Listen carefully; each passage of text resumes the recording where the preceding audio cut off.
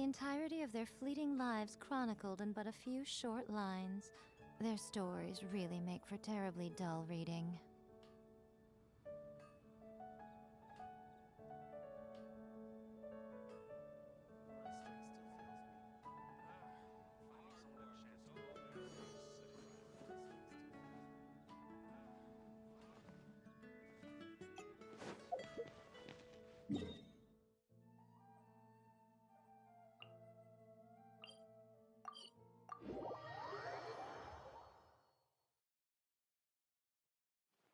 I always see these non-sentient kitsune pouncing headfirst into the snow, scavenging for food. Hmm?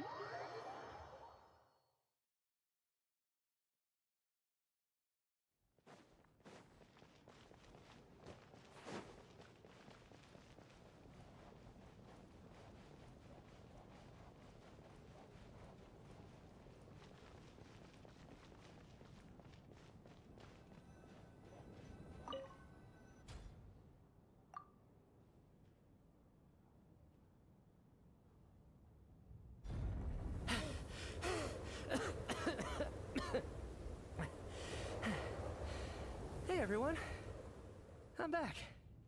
How are you doing? Feeling any better? Much better, thanks. Whew, it is so good to have you guys here. I was a little worried that the theater would be empty by the time I got back. Let me see. Tonya and Vodyanitsa are missing, which means Vodyanitsa died last night. And then you discovered that Tonya was the other dead person. Am I right? Not Tonya. Pitashka. First, tell us how you made it back here. Given the conditions outside, no one should be able to return alive.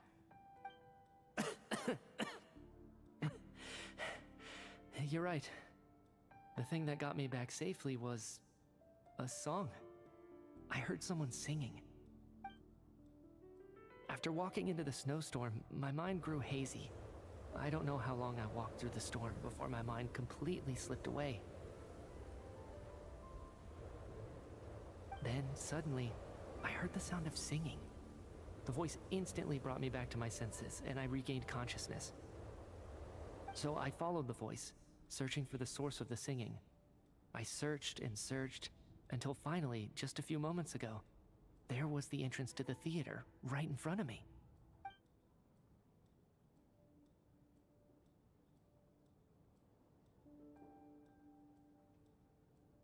I've actually never performed this song in the theater before, because it has more of a ceremonial purpose for our people.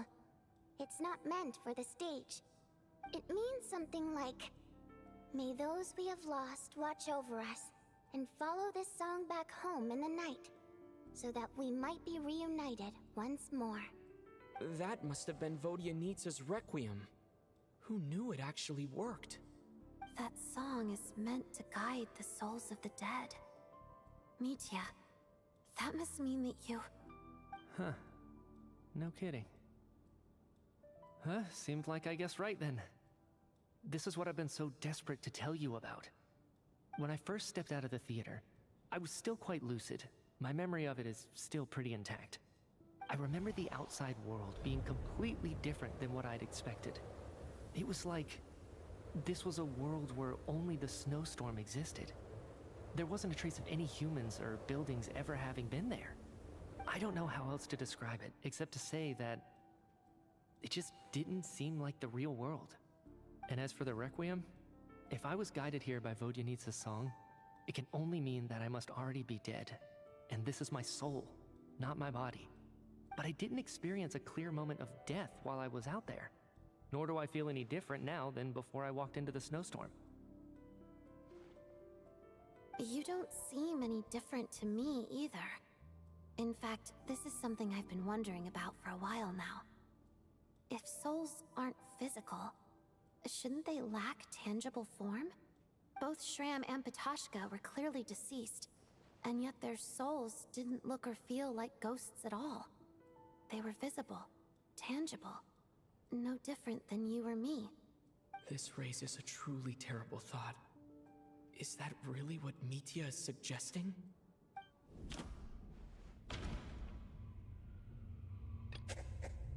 Mitya said the outside is a world where only the snowstorm exists. It must be connected to the ley lines, so going out there will only take us further away from the real world. The Requiem calls to the souls of the dead. This is proof that Mitya is dead and has not been resurrected. Dreams can't explain everything, and this isn't the Sub-Zero's festival. Mitya's soul was summoned back by the Requiem, confirming that he is indeed already dead. And yet, he looks no different from us. Of course, if even the long-deceased like Mr. Shram can blend in with us undetected, then maybe we've all been dead from the very start. And all of us are now souls wandering the theater.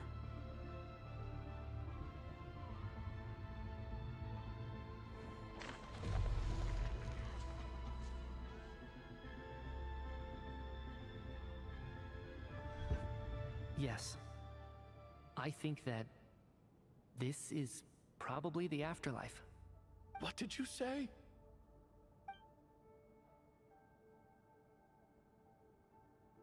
You heard me. We died in the theater. All of us did. But due to an obstruction in the theater's ley lines, our souls are trapped here, while an endless, infinite snowstorm rages outside. It's ironic, really. All that time, we were working so hard to figure out who the deceased among us were, when the truth was, we were all deceased. The only difference being some of us died more recently than others. Do you remember that note, "Death is near"?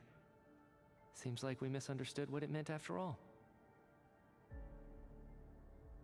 Death was nearer than we wanted to think all along. The note simply meant that all of us were already dead.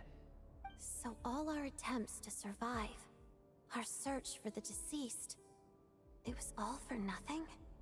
Hard to say. At the very least, we hope 2 lost souls find clarity and go to where they belong. The presence of those 2 is probably what caused our souls to be drawn in by the ley lines. In which case, the deaths we've awoken to over the past few days were just souls returning to the ley lines for good. If what you're saying is true, doesn't that make us the lost souls now? Huh, no wonder. This afternoon, when I was moving Vodyanitsa's body, I noticed that the other bodies in the room hadn't decayed one bit after all these days. That's further proof that those aren't physical bodies at all, but merely our shells here in the afterlife. Am I really dead? This doesn't feel real to me at all. No, that's impossible. This cannot be how it all ends. I still find it hard to believe that all of us are dead. How exactly did we die in the real world? None of us have any memories of dying, right? Not even knowing how we died is preposterous. Good grief! Surely there has to be some reason. Exactly. It's hard to rest in peace when you don't even know how you died.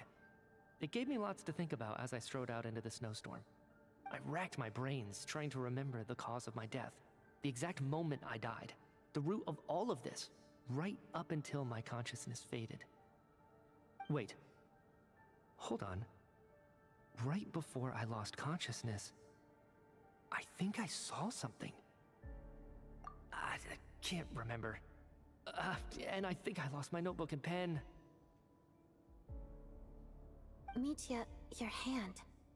Is that blood on your fingers? Huh? You're right. There's blood on the fingertips of my right hand. Looks like it's already dried.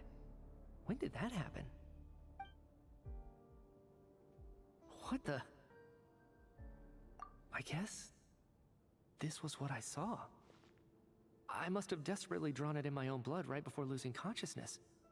What's wrong? Do you recognize the symbol? It's Renova, the ruler of death. Huh? Alosha, do you still remember that Snezhnayan folktale you told me about? It was about the Grim Reaper. When someone's about to die, he appears as an incarnation of someone familiar to guide their soul into the afterlife. And as soon as you recognize his face, your life is over. I heard a similar tale when I was little. You think the Grim Reaper in this story refers to the ruler of death you mentioned? That's right. In which case, death is near could also mean that the Grim Reaper is here disguised in a familiar form. Death, the deceased, and the Grim Reaper? So it's a triple entendre. When I first saw this note, I thought it contradicted the investigation report. But now it seems like that was the whole intention. So the Grim Reaper deliberately misled us. Then, we started suspecting each other and searched for the deceased while they hid in plain sight. By that logic, the one person most likely to be the Grim Reaper incarnate is...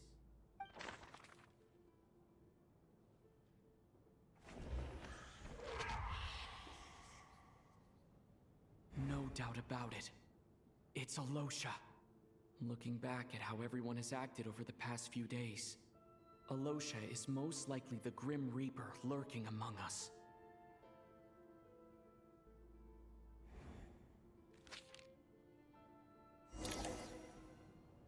Is it you, Alosha? You were the first to discover the investigation report, and you had plenty of time to slip the note inside to mislead us. So? Surely you can't suspect me based on that alone. What if someone else found the investigation report first, slipped the note inside, and then put it back without telling anyone? There's no denying it. The note could easily have been slipped in much earlier than it was discovered. That's not all. I've also noticed that although on the surface, Valeri, Mitya, and sometimes I were the ones taking charge of the situation, looking back now, even though you didn't say much, you were always subtly guiding everyone from the sidelines. What do you mean? You were the one who emphasized how dangerous it was outside and insisted we all stay here. It was also you who suggested that we all sleep in the same place. And earlier today, you tried to convince Patashka to stay. I don't understand why, but it was out of character. So, you didn't understand my intentions, and now you're assuming the worst. Seems pretty unreasonable if you ask me.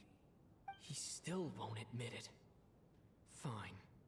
Let's see how he responds to the most damning evidence of all. The biggest question I have right now is, if the Grim Reaper is impersonating Alosha, then where's the real Alosha? When did they switch?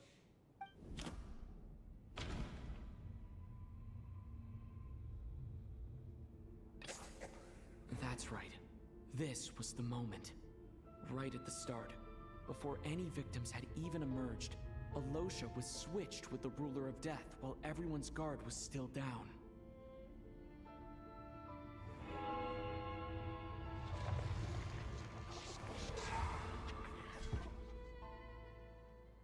When all this began, right after the performance ended and the snowstorm began to pick up, no one suspected anything unusual.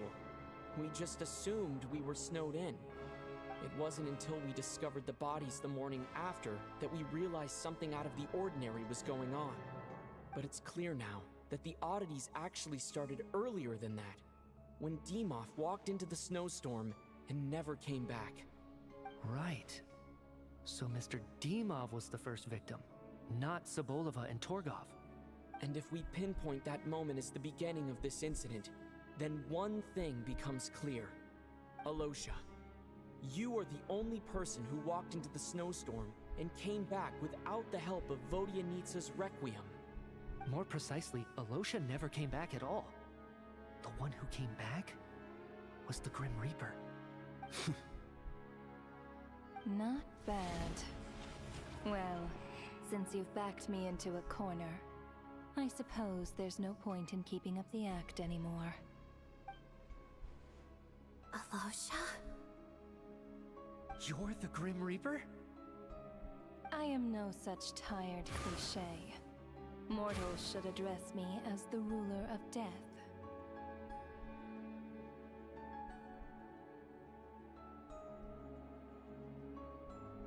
Before being wiped out for good, you identified the two deceased, and even sensed my presence.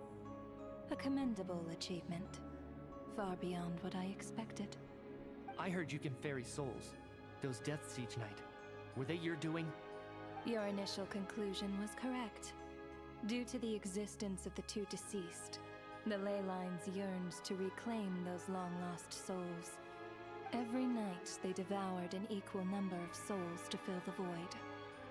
This required no intervention from me. Though, of course, ferrying souls is indeed my authority. Here, take a look.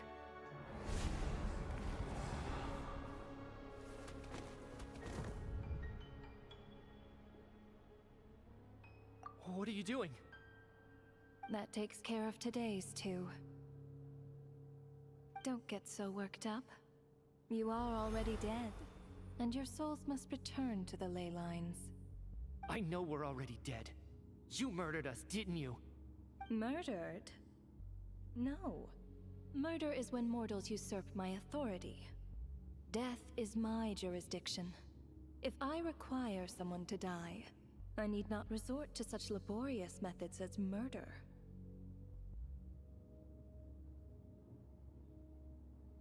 You simply met the criteria to trigger my curse of death. I know about the curse of immortality. So there's another death-related curse too? You cursed us? When? And why would you do such a thing? So often, humans pray to me, begging to know when their death will come, and what form it will take. But few people ask why. If you must have an answer, know that death comes simply because one's time has come. So you're not gonna tell us the truth? Hold your tongue. By all rights, you shouldn't even be allowed to speak with me. Those angels from the past are to blame for the reckless renovation of the ley lines here. It's made my work on this occasion infuriatingly complicated. Work? So trapping us here, making us watch our friends die, that's just another day at work for you? You clearly have a lot of questions. Fine. As a reward for your remarkable accomplishments over the past few days, I shall answer a few of your inquiries, provided they aren't too unreasonable. After the physical body dies, the soul must return to the ley lines for that person's death to be considered complete.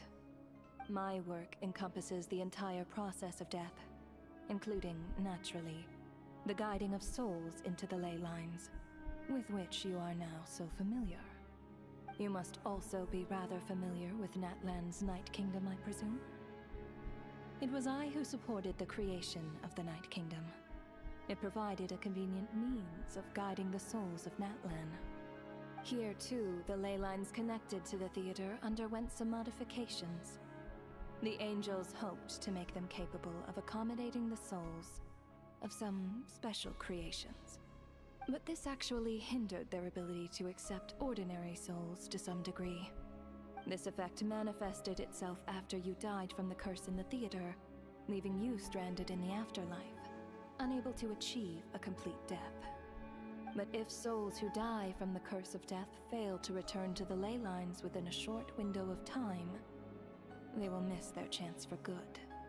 Then, they will remain forever suspended between life and death, no longer subject to the authorities of either. So if you don't resolve this matter soon, and see all our souls return to the ley lines before long, we'll escape your control. Mitya is sharp. This must be what Renova was worried might happen, and the reason she got involved to begin with.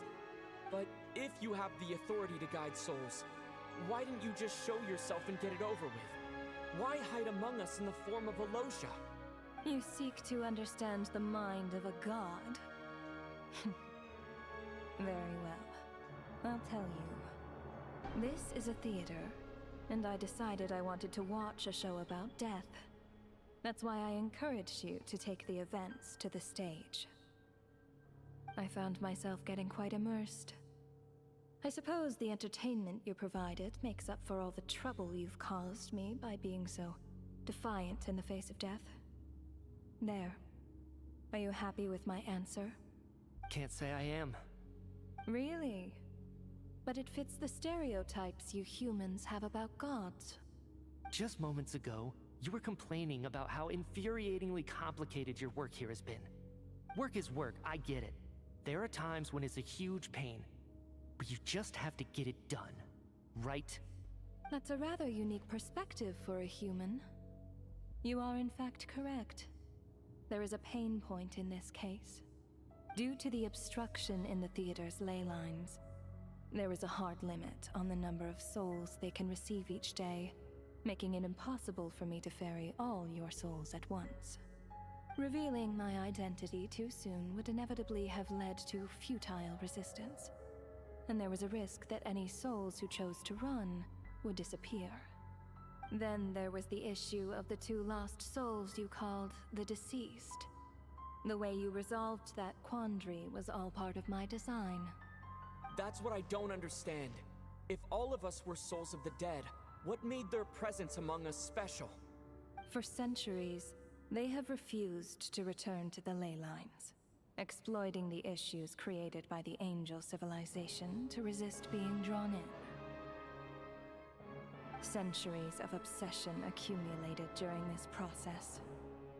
You may think of this obsession as the resentment of the dead, and in this quantity, it was a bomb that could have detonated at any moment. It reached the point where I could not afford to leave it unchecked. But the only way to fix it was to help them acknowledge their own deaths, make peace with their regrets, and willingly walk into the snowstorm. Only then, with my guidance, could they finally return to the ley lines. Otherwise, you would not like to know what the consequences would have been. I vaguely remember seeing Batashka, but in the most terrifying form. Was that in a dream? Is that what would have become of her if she hadn't returned to the ley lines? I see your dreams brought you many revelations. So you see, death in fact grants wisdom to mortals. Souls connect to all things in the world and see the chain of cause and effect between them. It's nothing unusual. Anyway, giving psychological counseling to lost souls is not my strong suit. That is more of an angel's role. It was something I could not resolve directly using my authority, so I decided it was easier to leave the bomb defusal to you. Meanwhile, of course, their presence caused the souls of other members of your party to return to the ley lines each night. From where I stand, that was killing 2 birds with 1 stone. As both issues slowly resolved one another without me having to lift a finger, all I had to do was stay close by and keep the situation under control. Then use my authority to wrap things up at the end. And, of course, while I was at it, I thoroughly enjoyed watching this drama, dealing with death from a mortal perspective, play out on the stage. Sounds like you had it all figured out, Grim Reaper. I just did the math. You said there's a hard limit to the number of souls the ley lines here can receive each day. It's 2, isn't it? That much is obvious, even to a fool. It's time to review this whole affair. If the ley lines can only take in 2 people per day, I need to go over the deaths from these past few days again.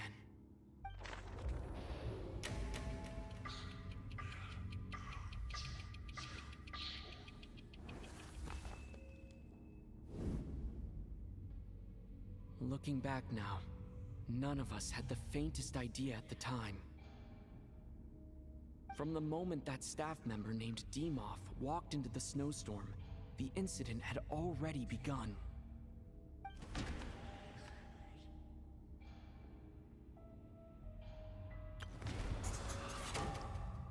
Alosha was the second to walk into the snowstorm after Demoff to investigate.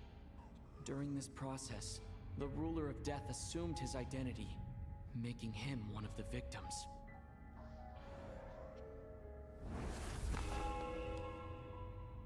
During our first night in the theater, everyone was caught up in the novelty of it all. No one could have expected there would be victims the very next morning. Despite all the confusion, and with the help of hindsight, we finally began to realize that something was amiss with the snowstorm.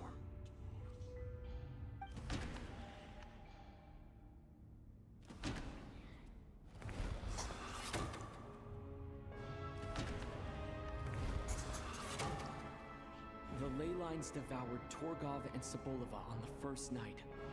At the time, we thought this might be a murder case connected to Lelik.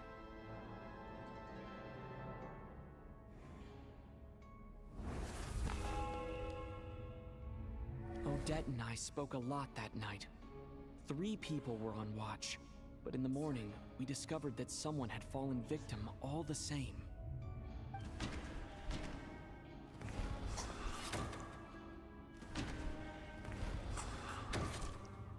The deaths of Kulish and Rampana caused everyone to stop suspecting Lelik.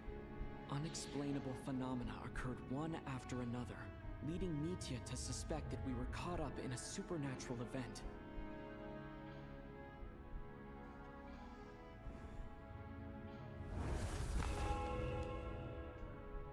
Later, we discovered that there seemed to be an extra person among us, and subsequently discovered the existence of the deceased.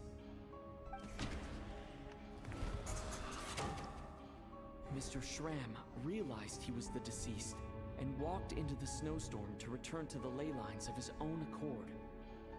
It turns out there really was a dead person among us.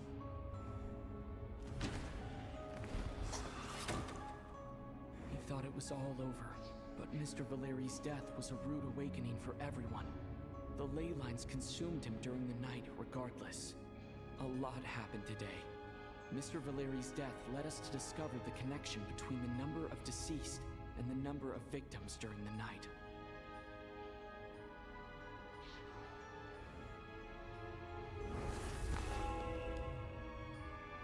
The fact that there was more than one deceased seemed to bring us back to square one.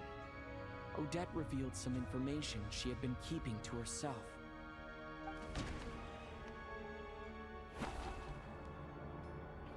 No, let me go over this again.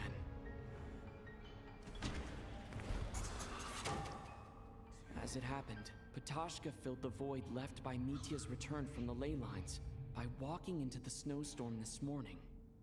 The girl I thought was child sister Tonya turned out to be another of the theater's deceased.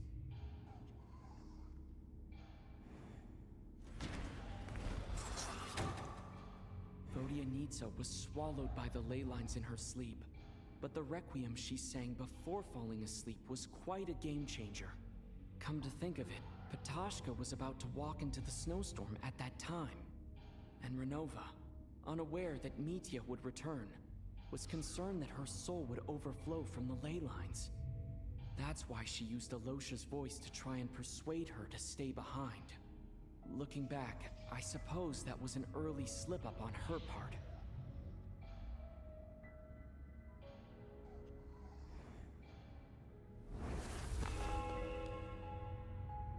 No one could have expected anyone who walked into the snowstorm to return. But just after nightfall, Mitya returned, bringing crucial information with him. Various truths began to surface, including that all of us were already dead, and that the ruler of death was here among us. Then, after revealing her true form, Renova callously claimed 2 souls.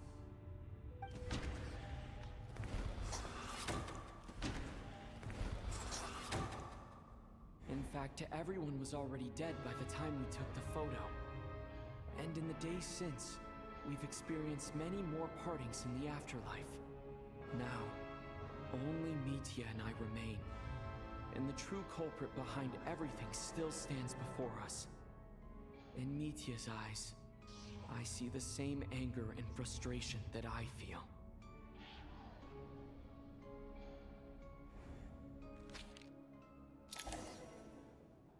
That covers everything. It's all clear now. Your work isn't finished here yet, is it? The Traveler and I are still standing here, safe and sound. The Water Imp's song threw things off a little, but it is of no consequence. The ley lines have already anchored your soul, and the first ray of light tomorrow morning will take you back. I, meanwhile, need to review my attitude towards the Water Imp race. So the reunion in the night that Vodyanitsa mentioned, I suppose that was never meant to be a permanent reunion. That just leaves you, traveler. My power only allows me to temporarily separate your soul from your body. The ley lines of Tevat would not accept you, and your soul is firmly anchored to your body by your will. For a descender like you, who is not bound by Tevat's rules, your death can only be brought through the most violent of means, such as directly destroying either your body or soul. I have no interest in involving myself with descenders, for now. Although, this may change if Asmodee remains missing, or you insist on interfering with our affairs. One last question then. All our struggles and sacrifices here, they were meaningless from the very beginning, weren't they? Death abides no reason. Besides, what you call sacrifice is merely a concept created by humanity. To me, it is nothing more than a self-indulgent charade in the face of death. Mere mortals fantasizing that their actions could reclaim something from my grasp. A truly laughable idea.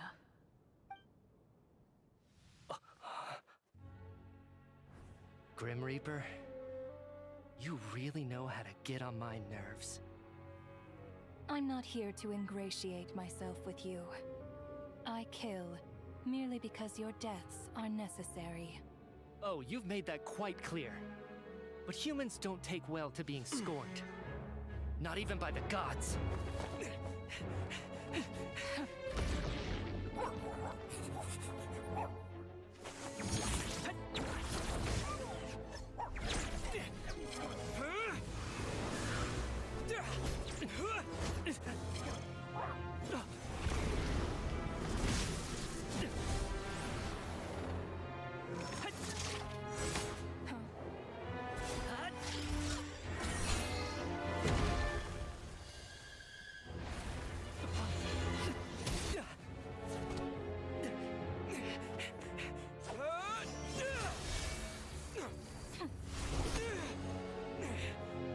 This is futile.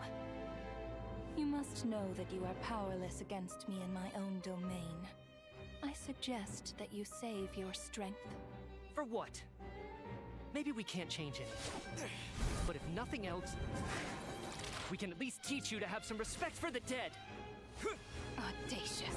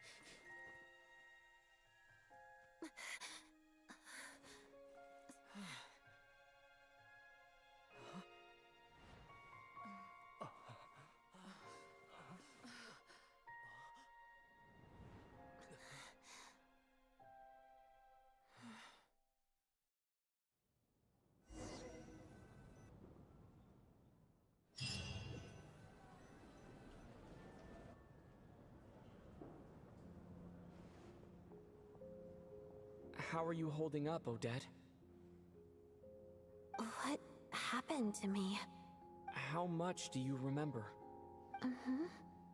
What do you mean? Is the performance over? I can't seem to recall what happened. Has Odette already forgotten?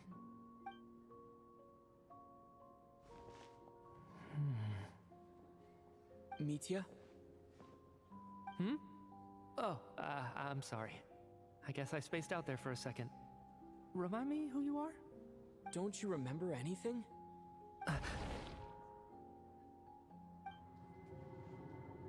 Yeah, I remember now, comrade. Looks like we guessed right. Just like me when Odette found me at the Armory Palace.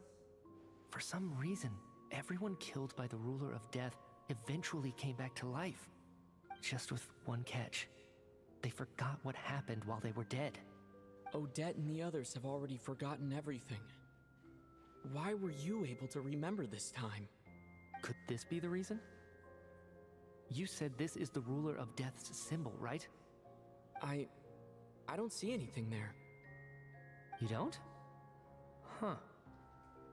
Okay, I guess that makes sense.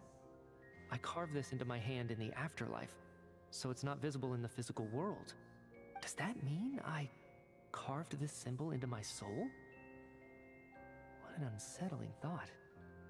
Still, at least I get to remember what happened. I suppose it's a blessing in disguise. What about you, though? The ruler of death mentioned that you're a descender? Is that why you can remember? A full explanation would get complicated very quickly, but that's essentially it. Well then, now that it's all over, let's figure out what we've learned. The first thing I notice is that everything here is precisely as we left it, right before our deaths. This confirms that time passes differently in the afterlife than in the real world. They say that right before death, time slows down, and your whole life flashes before your eyes. That must be how you know you have one foot in the afterlife by that point. Anyway, clearly the few days we spend in the afterlife probably only amounted to a few short minutes in the real world. This also aligns with previous reports of widespread temporary memory loss among the Armory Palace personnel. Now it seems likely that those were all brief deaths caused by the Grim Reaper's so-called curse of death. To those unaware of the truth, dying and coming back to life must feel similar to a short bout of catatonia. This leaves me with a couple big questions. What are the conditions that trigger this so-called curse of death? And why are we resurrected after we die? If nothing else, I think it shows that killing us wasn't her ultimate goal. We still don't know her true reasons for subjecting us to death. Right. This time only got complicated because of the situation with the theater's ley lines. That's why she had to approach it differently. If the previous incidents of amnesia among the researchers are anything to go by, killing us is usually a pretty routine matter.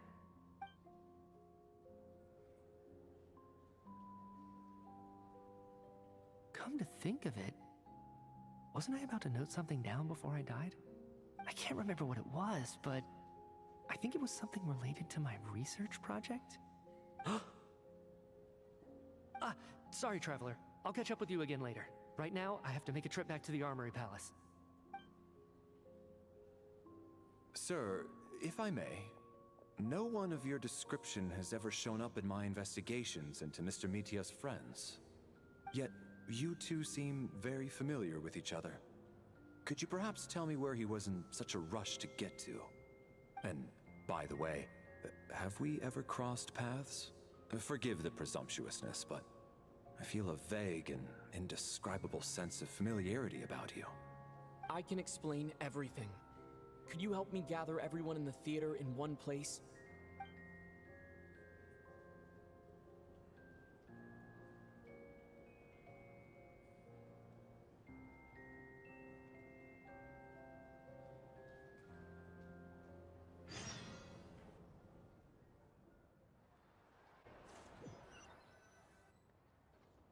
So Chuganov really is going to shut down the factory. I guess this theater incident actually did us some good after all. So, You said I promised to take you to the Armory Palace while we were in the afterlife, yes? I believe you. I think I even have a vague memory of it. Agreed. Let's check in on her first. The whole reason for our trip to the Armory Palace anyway is to figure out what's going on with her health.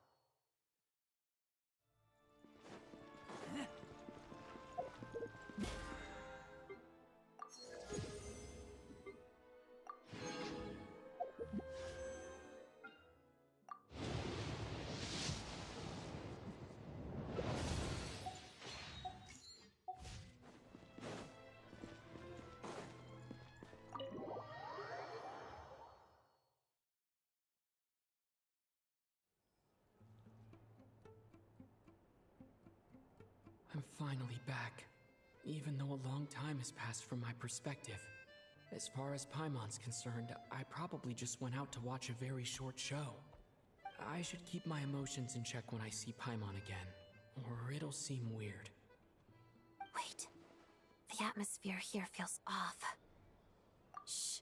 Stay quiet. Let's go inside and take a look. Have we still not been able to notify Child yet? We need new orders. What if that person comes back again? I'm so sorry. Under the circumstances, there was really nothing we could do. Tell me, what happened to Paimon? It was the Jester. He came here in person and escorted Miss Paimon away. He's the director of the Fatui. His authority supersedes all others and cannot be questioned. There was nothing we could do. How long ago did he leave? And what was Paimon's status? It was about an hour ago. Miss Paimon was fast asleep at the time. The Jester simply walked off with her as if it was only natural. I assure you, he absolutely did not use any force. Do you know where they went? The Armory Palace, most likely. Lord Piero, the Jester, has been overseeing the experiments there lately, keeping a close eye on their progress. Everyone in the Fatui has heard about it by now. I'm surprised he came in person. Whatever his reason for taking Paimon, he'll most likely return to the Armory Palace first, which is exactly where we were headed anyway. Then lead the way, Odette. Okay, let's go.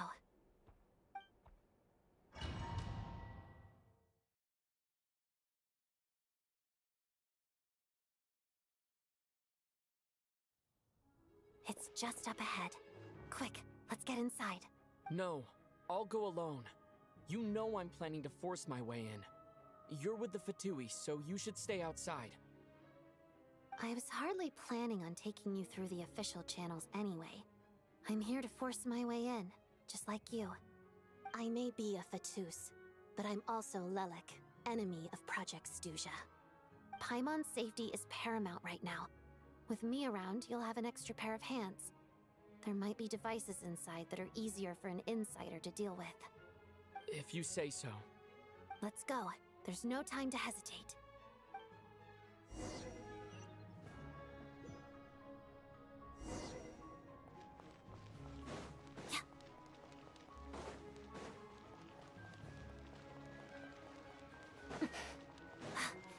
Hey, who are you?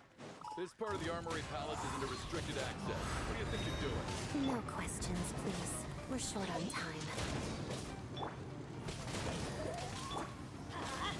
Let's begin. Mission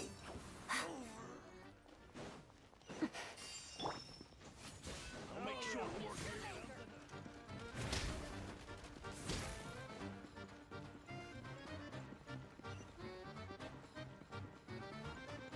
Fear the coming storm. Right here. Emerge. Let us have space. A sight to behold. Shadow me. Hot it dust. Yeah, let's light it up. I'm going to Adorn my night! Your Majesty, I still...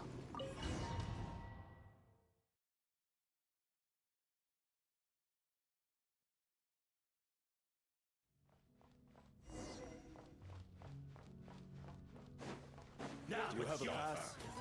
Where are you coming from? So, you're intruders, huh? Don't blame me for what happens next!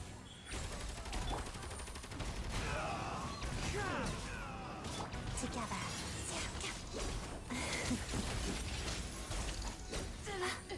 Take too long.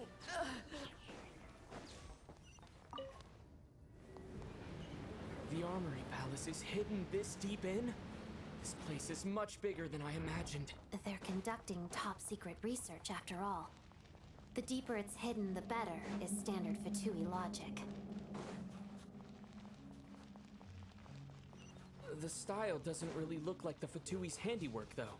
They must have requisitioned some structures from a past civilization. It also serves as a bit of a disguise. Looks like we're in for a tough Stay alert! I'm always watching. Right now, right here.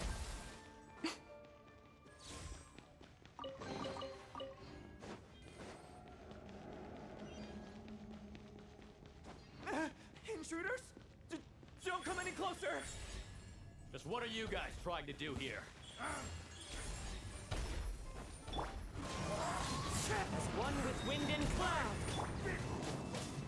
Lots of the snowflakes. Hard done. No one interferes with a jester's work! Everybody stand back!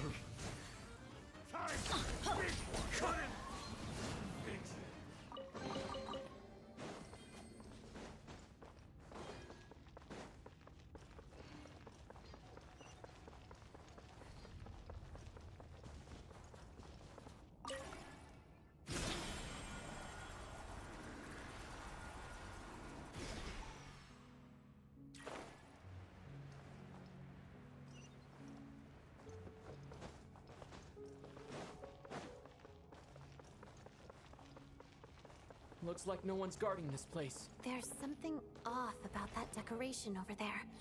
Look out! Let's deal with these before we move on.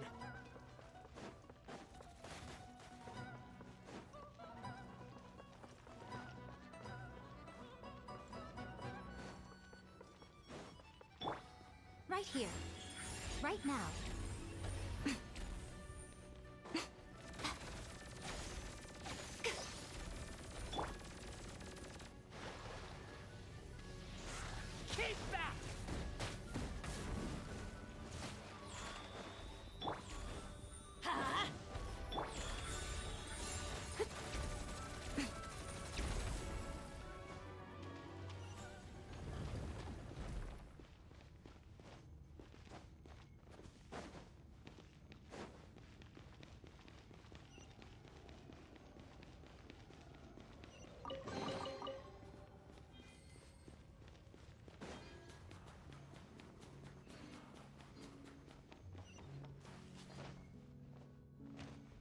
The researchers here probably don't know that we're uninvited guests.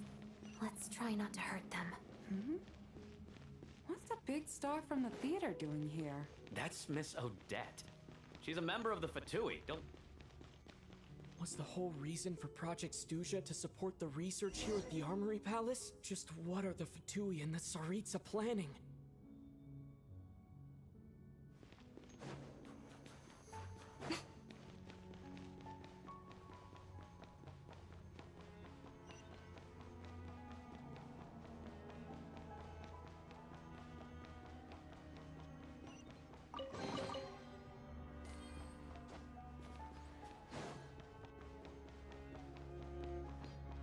Whoa!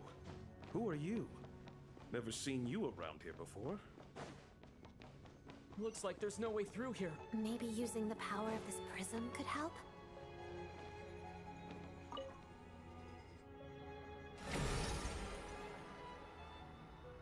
think I see some images. It's the prism's power at play, causing images of the past to reappear, albeit only as illusions. Let's make a... Paimon. And the Jester. Is this another scene from the past? Yes. It looks quite old, though. I don't think it happened in the recent past. What's going on here? What happened? The source seems to be the Armory Palace. They must have started some large-scale experiment. Wait, what if this has something to do with Paimon? We need to hurry!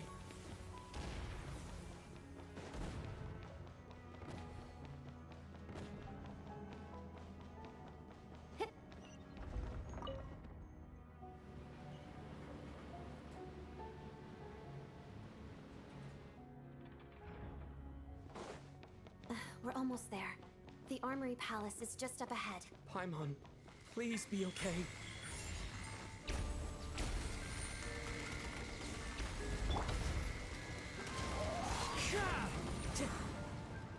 Time to go.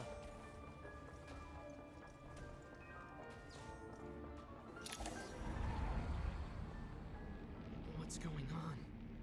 Wait, I remember this feeling. It's the curse of death. No, not now. Why is the curse of death striking again already? Odette.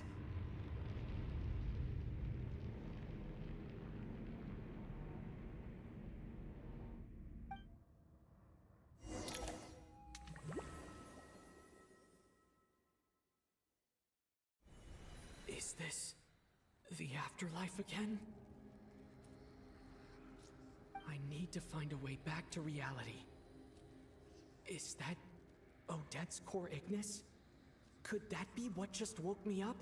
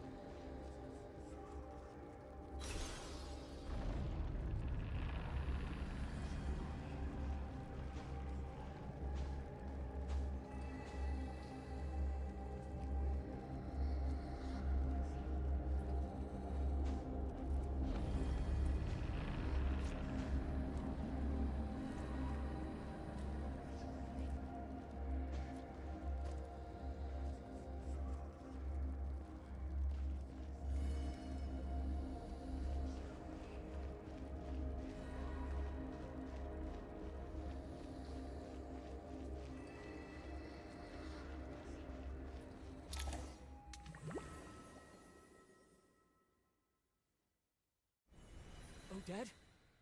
Odette! No signs of life. But past experience says that she should be resurrected before too long.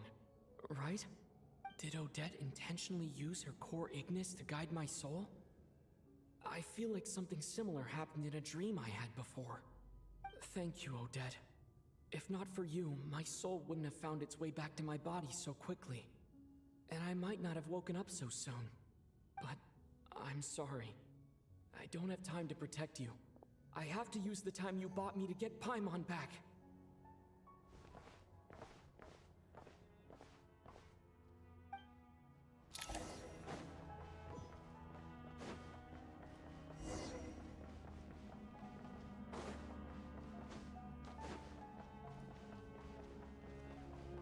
Sure enough, everyone here has been affected by the curse of death. Paimon! Paimon! No, wait. Paimon probably didn't escape Renova's curse either. She won't be able to respond to me right now. I'll have to find her myself.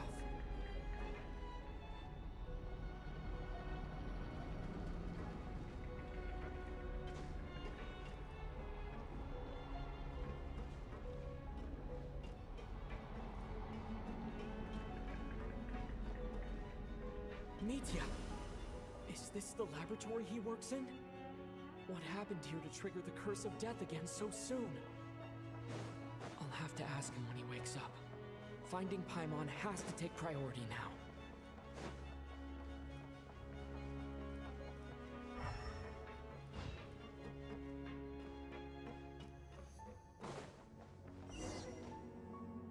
Found her! Paimon really is here!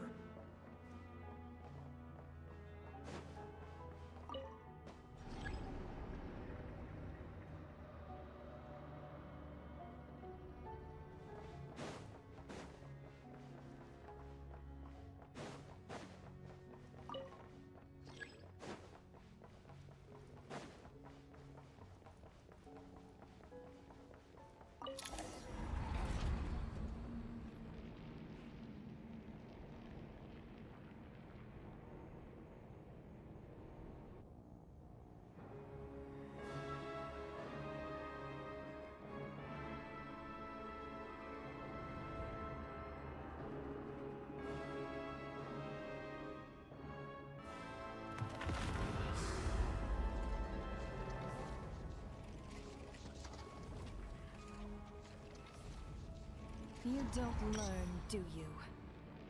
You've already been involved in one mass death, and now you show up at the scene of another. This might have passed for a coincidence the first time, but a second time? Am I to assume you are intentionally interfering in Snezhnaya's affairs? Judging by your expression, it seems that you understand little of what is going on here.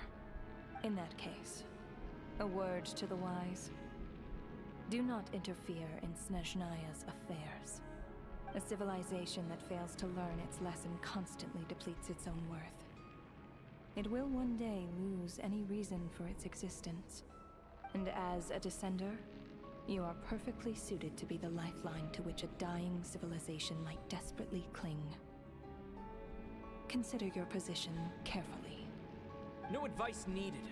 I'll make my own judgments. Suit yourself. When the day of reckoning arrives, not even a descender can hope to escape unscathed. The time for resurrection fast approaches. The mortals here are not yet worthy to behold my form. So that will be all for today.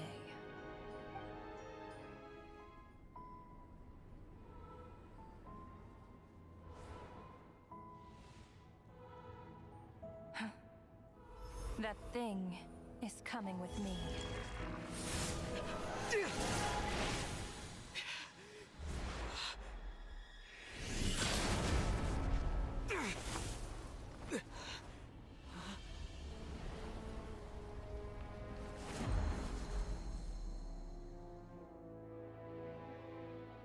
You awoke sooner than I thought. The curse of immortality is stubborn. Unable to enter the ley lines, yet not content to remain a spirit. Ruler of death, what do you want? You perplex me. Both you and you. That thing may be a creation of Celestia, but it possesses none of Celestia's power, let alone authority. Your obsession with it baffles me. No matter, the resurrection will soon begin. It's worthless anyway. I'll reclaim it next time.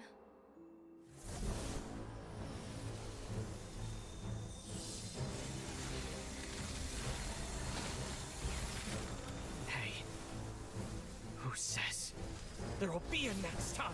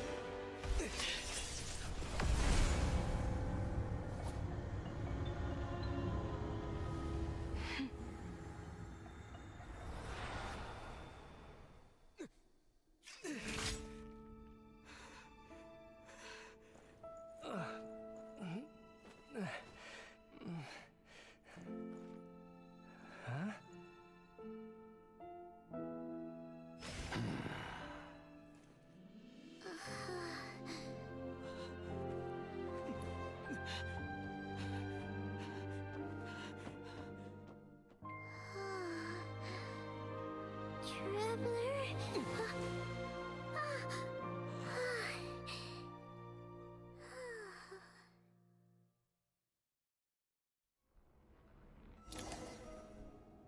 I missed you, Paimon. What are you talking about?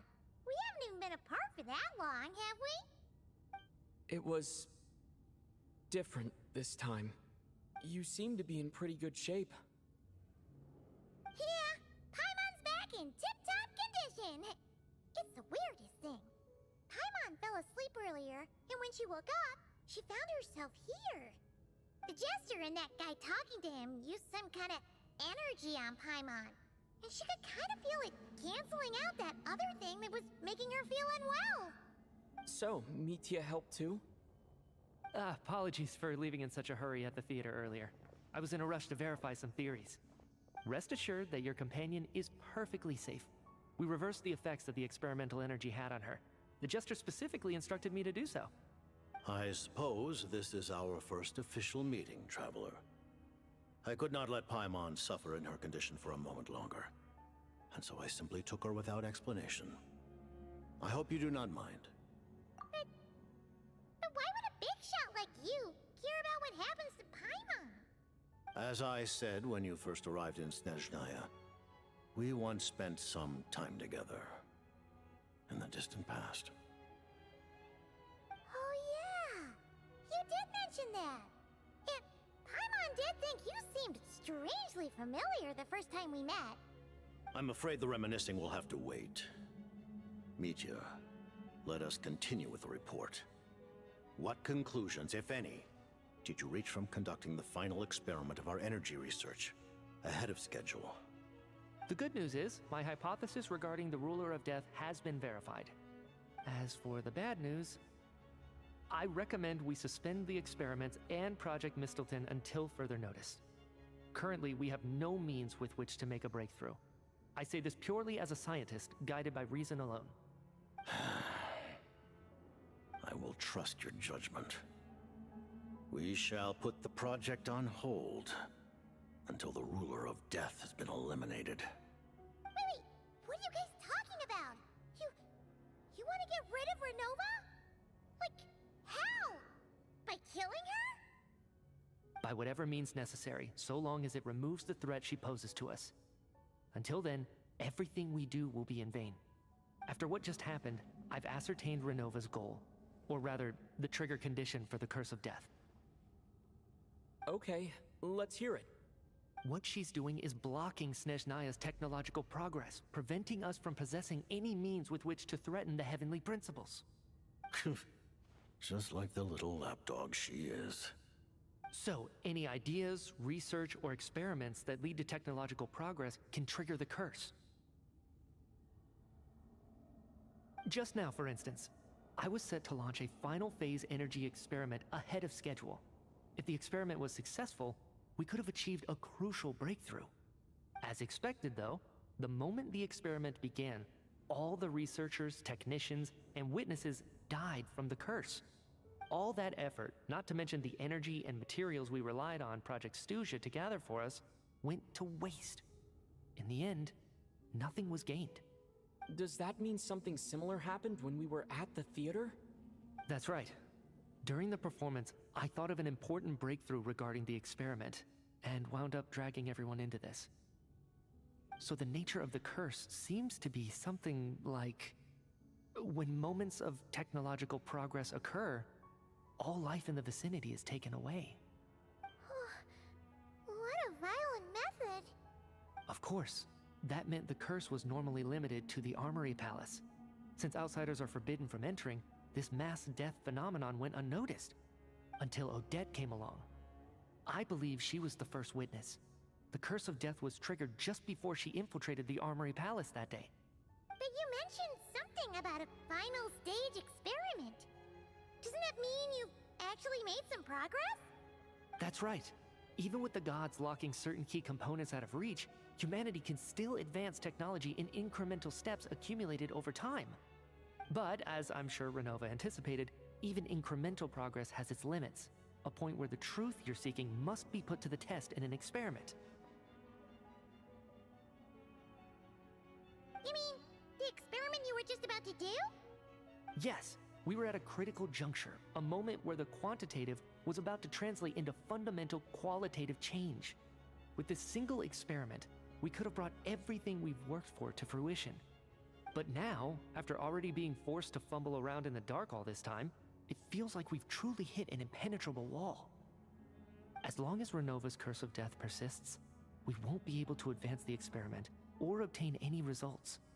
And with Project Stuja having been in effect all this time, at our nation's current strength, repeated trial and error is simply unsustainable. Only by eliminating Renova first will it be possible to continue advancing our plans. But she's the ruler of death! She can just kill whoever she wants, right? That's gotta be the scariest power ever! Is it even possible to beat her? We'll see. But one thing's for sure. She definitely can't just do whatever she wants. The best proof of that is me, standing here, very much alive. You're saying... Wouldn't it be easier to just kill all of us researchers for good? Why resurrect us over and over again? Why let us advance our technology to this point? So, you're saying even the ruler of death has limitations we don't know about? Exactly. And I think that's where the key to our breakthrough lies. Regardless, the ruler of death has always been an obstacle we must overcome. Indeed, we must face life, death, time, and space. After all, our goal is the heavenly principles. The Fatui want to challenge the heavenly principles? For a long time, I've had a vague suspicion the Fatui and the Tsaritsa were targeting the heavenly principles. But hearing the Jester admit it is still a shock. No wonder the Tsaritsa's goal has always been kept a secret from the people. What kind of road will that lead Snezhnaya down? In that case... Lord Jester, I would like to request some leave. I'd like some time to organize my thoughts and go over the data. Granted. Get some rest, put the experiment out of your mind, and take care that the curse of death doesn't affect any civilians.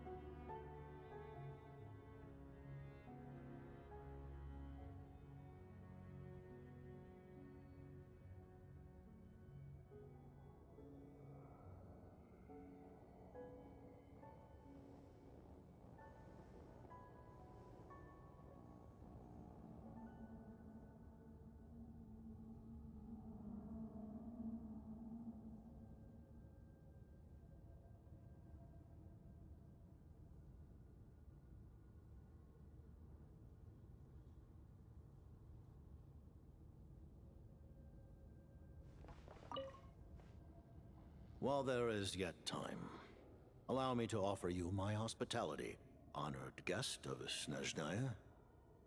Is there anything you wish to know?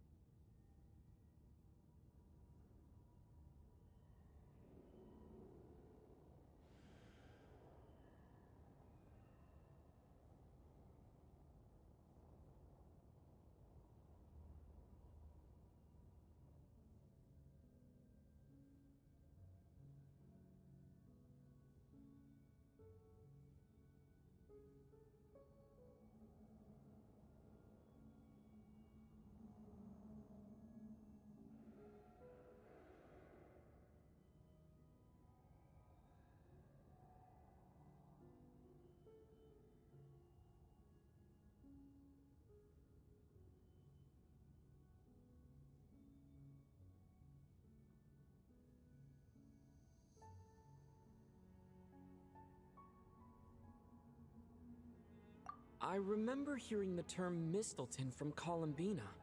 Yeah! Paimon wanted to ask about that when the name came up just now. What is it? Paimon's heard of Project Stuja, but not this one. As you know, Project Stuja is a series of measures enacted to consolidate our nation's resources, the greater purpose of which is to serve Project Mistleton.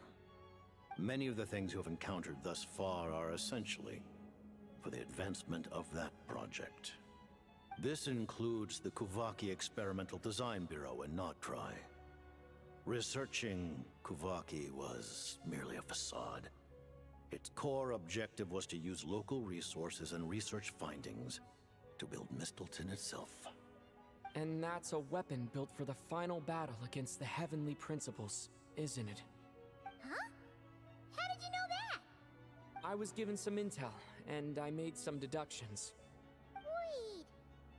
You must mean that thing over there. Oh, Paimon's gotta take a closer look at this thing. Especially after you guys sent so many people to Nagrai to work on it. Kuvaki alone will not break through Celestia's defenses, let alone challenge the heavenly principles. The heavenly principles are no doubt accustomed to combating the power of the light realm, and elemental energy is simply the power of the human realm, converted to that form by the heavenly principles themselves. Any attempt to use this power against its creator would be a futile endeavor. For now, therefore, we have set our sights on the form of energy associated with the third descender and the stellar linchpins.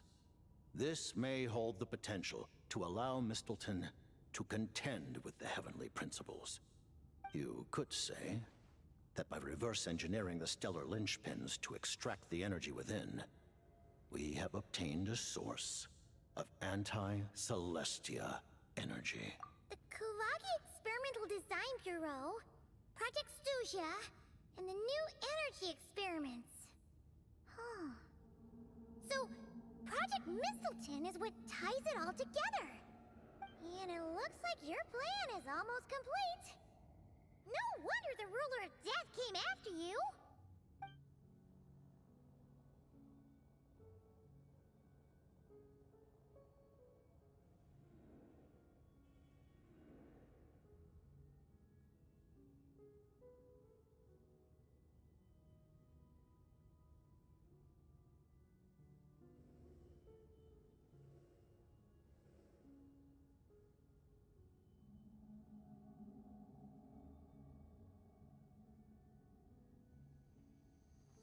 Her Majesty the Tsaritsa has embarked upon an expedition to vanquish a monster. Were it not for this, I imagine she would have been delighted to grant you an audience. Seems like the powers that be in Snezhnaya don't intend to hold my past conflicts with the Fatui against me. The Harbingers have been granted significant autonomy in retrieving the Gnosis. But by the same token, they do not completely represent Snezhnaya's official stance. You read my mind. Speaking of the Gnosis, Paimon's been dying to ask this question since forever. Why exactly does the Tsaritsa want to collect them? Is it something to do with the fight against the heavenly principles? The Gnosis will undoubtedly serve as a key bargaining chip when she confronts the heavenly principles. Beyond that, you had best ask the Tsaritsa herself. I am not sure if this information is mine to disclose. What do you mean, not sure?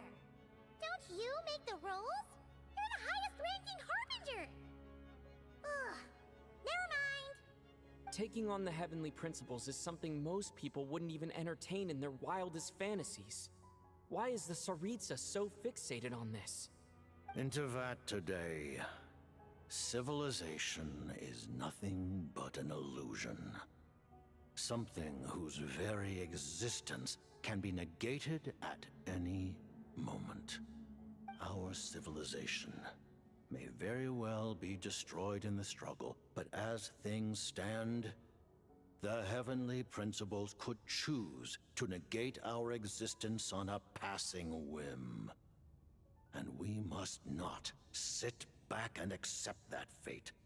Only by changing the state of affairs, only by overthrowing the heavenly principles, can our civilization truly be said to have taken root. Otherwise, the fate of the people of Conria and Hyperborea is a cycle doomed to repeat itself. Accepting potential destruction in return for getting to control your own fate. Furthermore, perhaps this is still somewhat difficult for you to understand. Are you aware that all the rules of this world are made up of curses? Huh? All of them?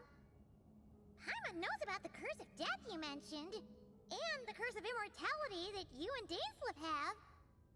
Then the birth of the Hilly Churls, the rules of Natlan's Ode of Resurrection. Those are curses too? Farina's long life seems to stem from a curse placed on her by Focalor as well. Yes. Even a god's love for humanity is a curse the heavenly principles inflicted upon the gods. What? The Tsaritsa has always had ample reason to hate the heavenly principles. If she can seize their authority, she will reconstruct the entire world, and when that time comes, humanity will be completely liberated from curses and lies. Look forward to it. It will be a world beyond your imagination.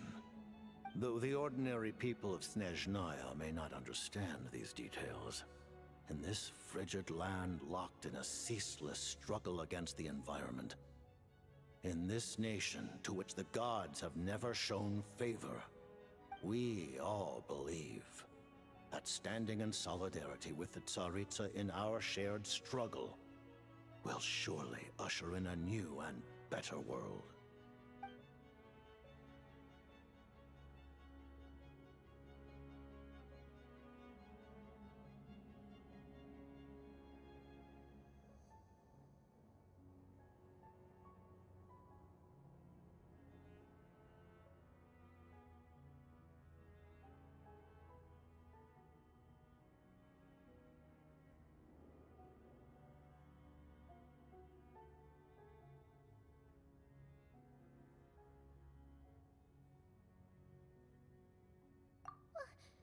Paimon really doesn't remember.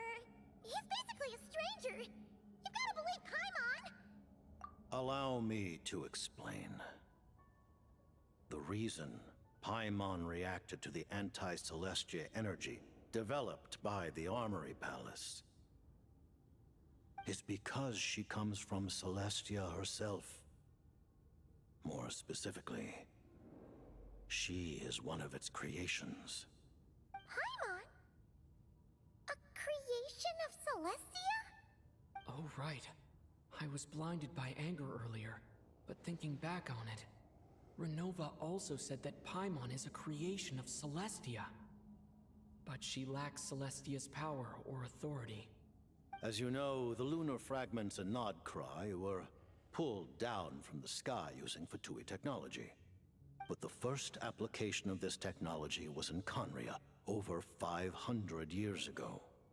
I used this technology upon the heavens, and the response I received was none other than Paimon, descending from Celestia.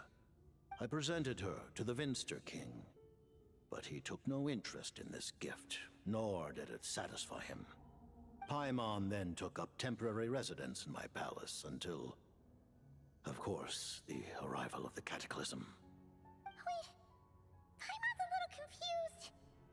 You're talking about things that happened in Conria 500 years ago. You're saying Paimon was there for that?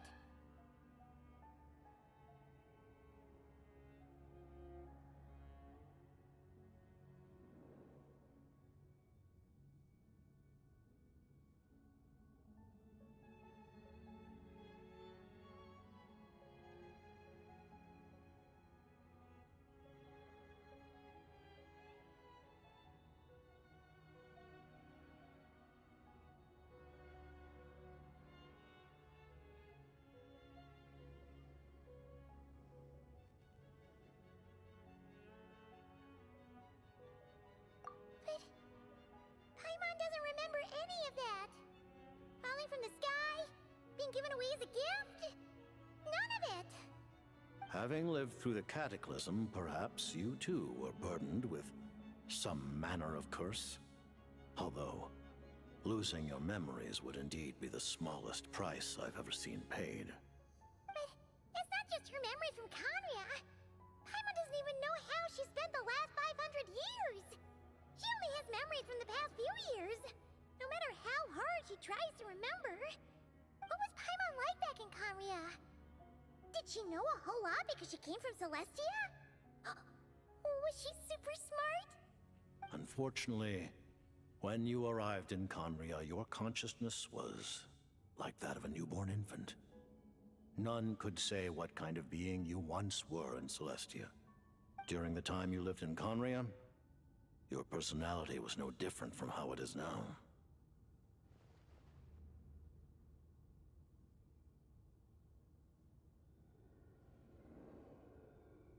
Aw, man! Paimon's plan to get her memories back and become super smart is ruined before it could even start. You know, even though Paimon lost her memories, she still feels weirdly close to you for some reason. That must mean you took pretty good care of Paimon back then, huh? On the contrary, I completely ignored your existence. I was entirely focused on my struggle corrupt Troptatir the Wise. But now, as I see it, it is as if you are the only sane thing that survived that era of insanity. And thus, are worthy of protection. Noted. Man, Paimon's gotta stop projecting friendship on everyone she meets. But, Traveler? Even though you know Paimon's some creation of Celestia now, you still want her, right? You're not going to abandon her?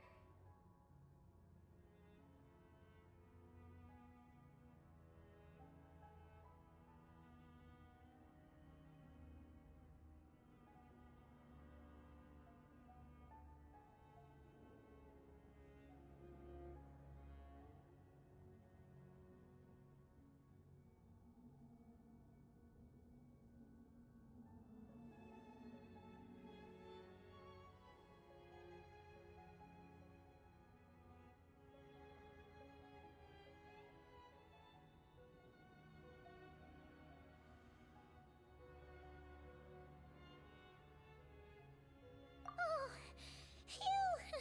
That's a relief! Paimon's just learning about this too. She's barely even processed it.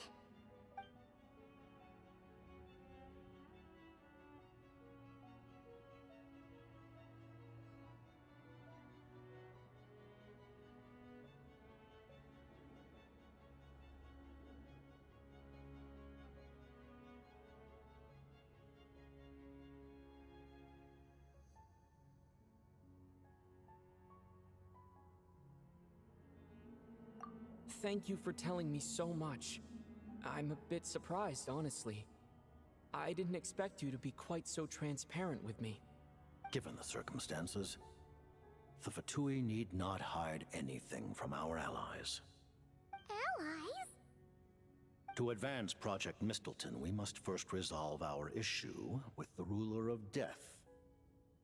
And if I presume correctly, you have no intention of letting her actions go unpunished either, do you? That's right. Ever since she said she intends to reclaim Paimon when we next meet, I figured reconciliation was out of the question. Against an opponent of this caliber, deliberating over our allegiances would waste time we do not have. We must join forces unreservedly with whomever we can, if we are to stand anything like a fighting chance. You're going to challenge the ruler of death? Just for Paimon? But Paimon's only...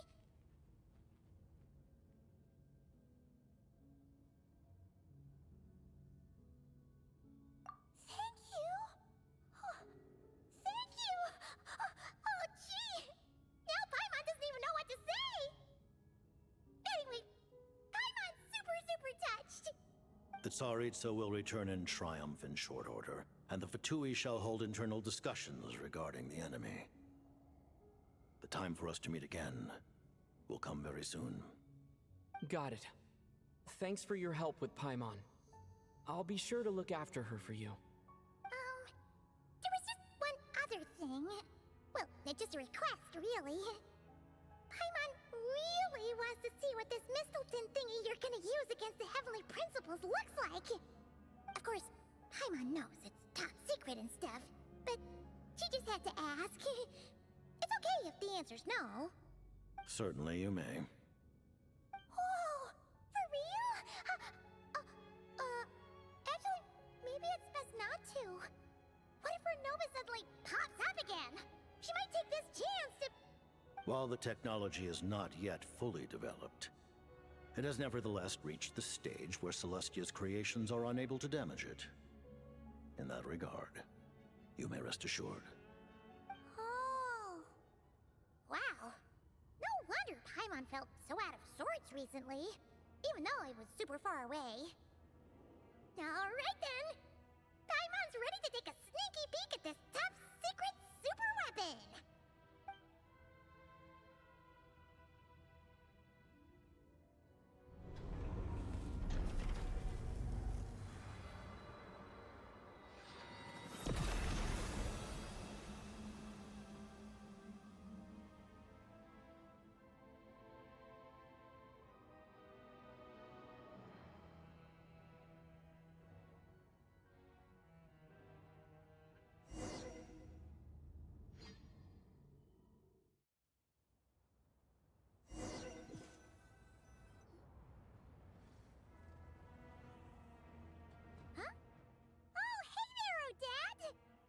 Paimon?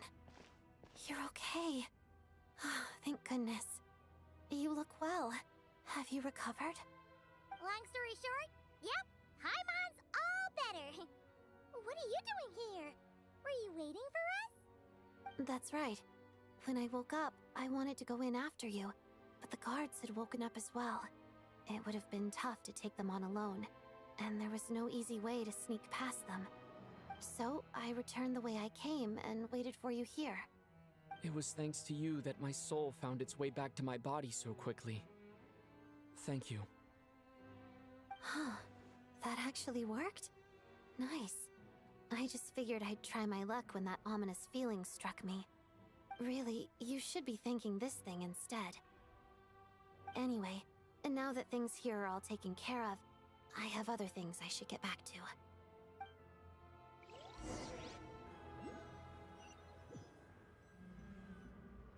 Ah, Director Chuganoff, you're back. We just received notice that Project Stuzha has been suspended, so we've convened an emergency meeting. This is the preliminary plan. In addition to expanding production capacity, we've also discussed feasible layoff plans to optimize revenue and expenditure structure. Our calculations indicate that the factory's profits will increase by at least 30%. Just give the word, Director. That won't be necessary. Leave the energy for those who need it. Whether they use it just to get by or to run a business, that's up to them. Start preparing to halt production and lay off the staff. Make sure the workers are able to land on their feet and that they are duly compensated. Thank you all for your hard work during this time. Am I hearing you right? Why? After all the tough times we made it through, now is exactly when we should start to turn a profit. I just suddenly don't want to do this anymore. Huh. Does there have to be a reason? Iskra. It's time to rest. Dear esteemed members of the Rokot, given the effects of Lelic's radical actions upon our organization's reputation and social stability, a decision has been made to permanently withdraw this codename from use. Considering that Lelic did what they did for the benefit of the people, the Rokot has nevertheless negotiated with the authorities, ultimately securing a waiver for all penalties due to them. Lelic will be suspended for a period of time. Depending on their future performance, they may be allowed to adopt a new codename and continue acting as part of the Rokot. The purpose of this notice is to remind everyone once again that motives and methods are equally important when one operates in the shadows. Even with Project Stuzha's suspension and our interim operational victory, we must guard against complacency and rashness and work to consolidate the progress we have made so far. We act only for the greater glory and solidarity of our nation. May the aurora shine ever on, and the tundra always stand firm. We act only for the greater glory and solidarity of our nation. May the aurora shine ever on, and the tundra always stand firm. Looks like it's finally over. You mean for us? Just thinking out loud. I've never seen the Snezhna Gradvecha so lively before. I never once thought I'd come here. But I understand everything now, Rosaline.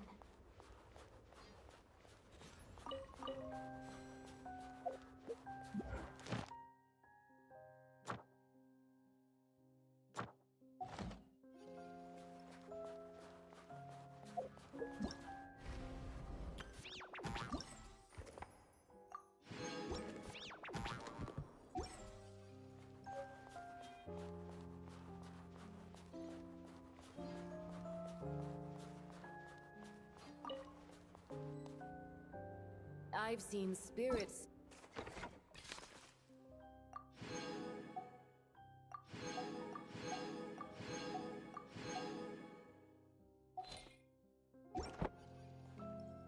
Why do you bring that up all of a sudden?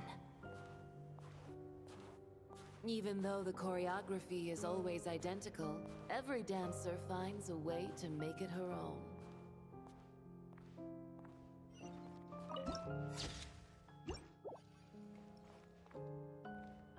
So you actually want to talk to me about ballet?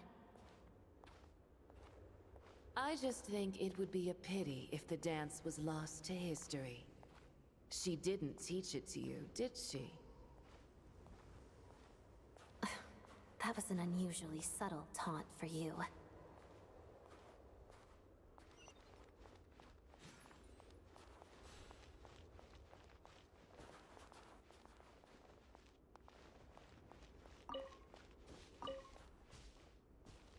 We embraced one another on the snow-swept plains, melting the ruthlessness of time.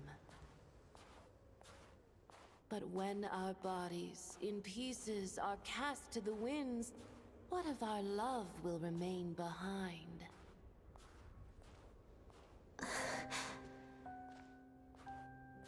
Don't tell me you can't sing. Shush.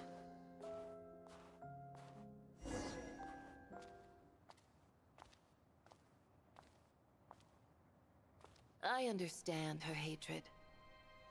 The Fatui robbed her of the life she should have had. I never opposed her dancing. Yet still I became an enemy of her ballet. I'll just keep my distance. Many despise me. I'm used to it. You're certainly not one to shy away from confrontation. But children, they need a different approach. I'm hardly the most maternal figure. Yet, she is a child. In my experience, while a father commands authority, he must still yield to love. You should tell her what you think about her dancing.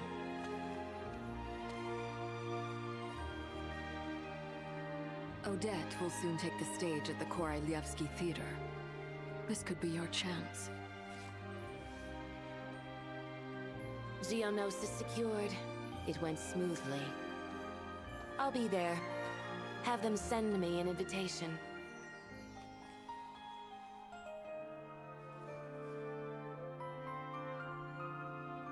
Sadly, things didn't work out. Her final words are inside that block of ice.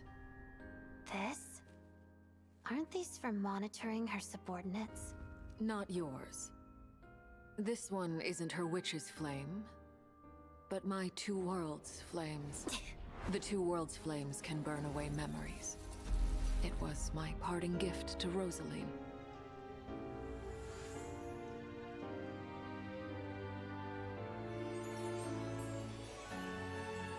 If all goes to plan, she and I will both live to see the Tsaritsa succeed. I believe she'll find peace. But if anything happens to me, she needn't follow in my footsteps. The cryo-energy will fade away in time. Then the two worlds' flames will burn away all memories of the Fatui. She'll be free to dance. She deserves this. I will handle the aftermath. The choice is yours, child.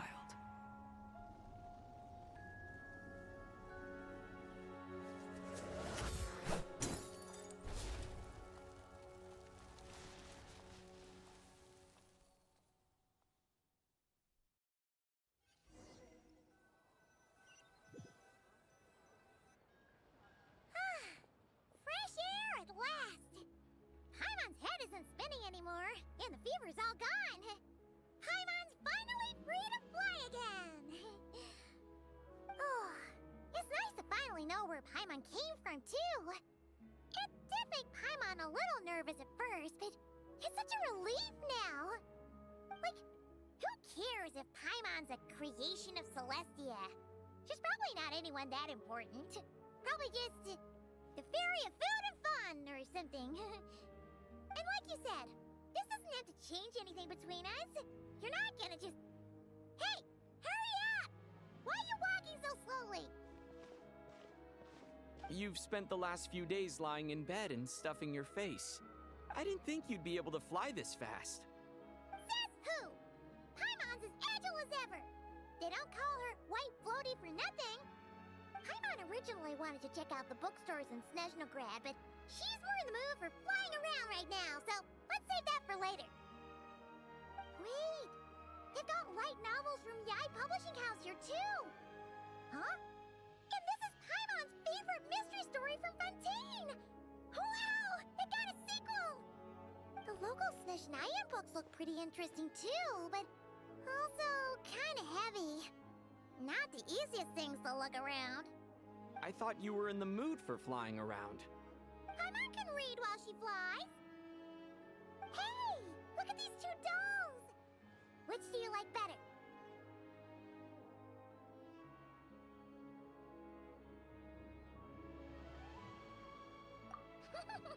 Alright!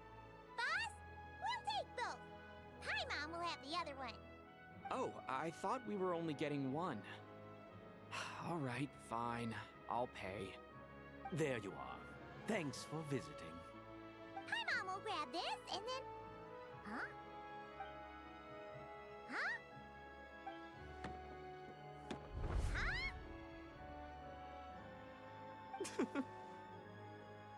How many layers does this thing have? And what are you laughing at? Huh. You knew all along, didn't you? A whole bunch of people are gathered over by the plaza. Hey, look! That looks like Tartaglia! Hey, Tartaglia! I know that voice. Of course. If it isn't Paimon and my old comrade. You're looking well, Paimon. All better? Yeah! The jester knew what was wrong and fixed Paimon right up! Thanks for sending someone to keep Paimon safe, too. Oh, yeah. About that. That was... kind of embarrassing. Who could have known that our director would go looking for you in person? So sorry for the misunderstanding. Oh, right. Let me introduce you. This is my little sister, Tonya. Hello, Tonya! Hello. Firstly, I'm really sorry about my brother. Sounds like he's caused you no end of trouble. Hey now, why'd you have to start with that? Not that it isn't true, of course. So she's the real Tonya. She said you two didn't manage to meet up at the theater. She waited ages for me, and when I didn't show, she got a little worried and went outside.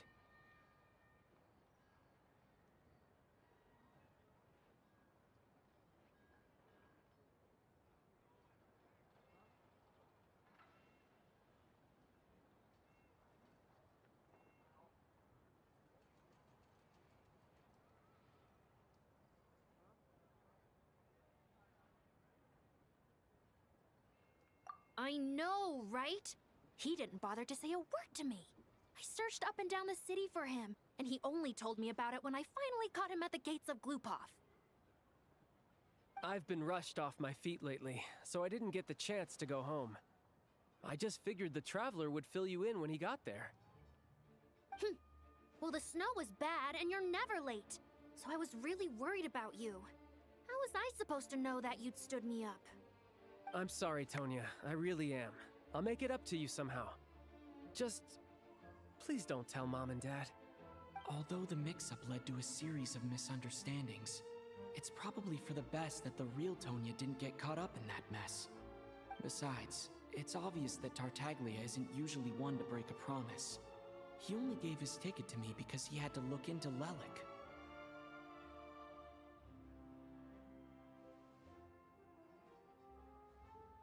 No, it's fine. It just meant I didn't get to see the show in the end. By the way, what did you think? You were one of the first people to see it, you know? I would say the best is yet to come. Huh? What kind of review is that? Hey, look!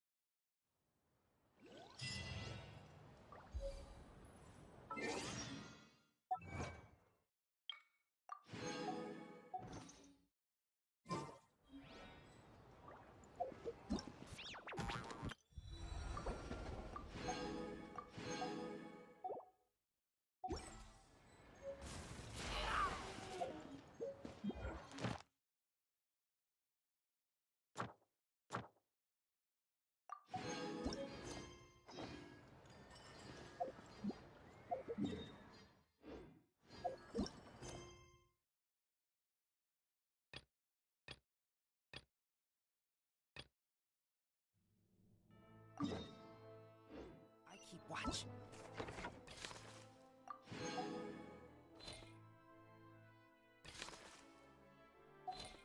You leave, you call me.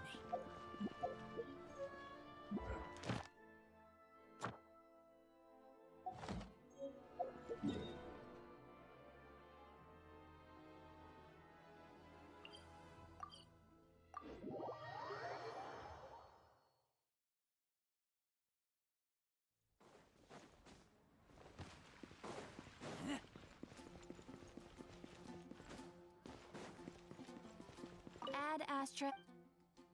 Thank you for